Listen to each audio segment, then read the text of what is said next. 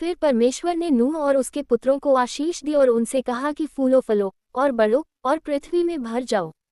और तुम्हारा डर और भय पृथ्वी के सब पशुओं और आकाश के सब पक्षियों और भूमि पर के सब रेंगने वाले जंतुओं और समुद्र की सब मछलियों पर बना रहेगा, वे सब तुम्हारे वश में कर दिए जाते हैं। सब चलने वाले जंतु तुम्हारा आहार होंगे, जैसा तुमको हरे हरे छोटे पेड़ दिए थे वैसा ही अब सब कुछ देता हूँ। पर मांस को प्राण समेत अर्थात लोहू समेत तुम न खाना।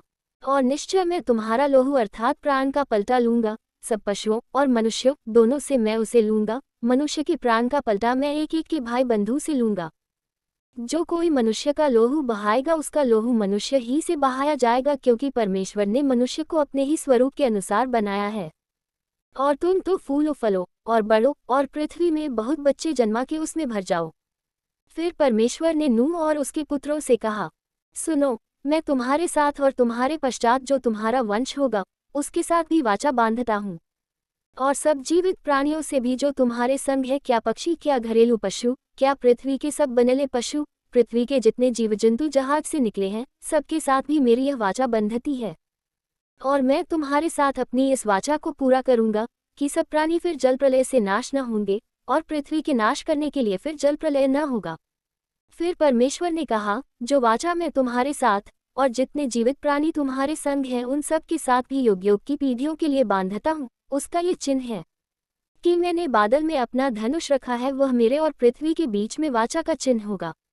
और जब मैं पृथ्वी पर बादल फैलाऊं, जब बादल में धनुष देख पड़ेगा, तब मेरी जो वाचा तुम्हारे और सब जीवित शरीरधारी प्राणियों के साथ बांधी है उसको मैं स्मरण करूंगा। तब ऐसा जलप्रलय फिर न होगा जिससे सब प्राणियों का विनाश हो। बादल में जो धनुष होगा मैं उसे देख के ये सदा की वाचा स्मरण करूंगा जो परमेश्वर के और पृथ्वी पर के सब जीवित शरीरधारी प्राणियों के बीच बंधी है। फिर परमेश्वर ने नूह से कहा, जो वाचा मैंने पृथ्वी भर के सब प्राणियों के साथ बांधी है उसका चिन्ह यही है। नूह के जो पुत्र जहाज में से निकले वे शेम, हाम और येपेत थे, और हाम तो कनान का पिता हुआ। नूह के 3 पुत्र ये ही हैं, और इनका वंश सारी पृथ्वी पर फैल गया।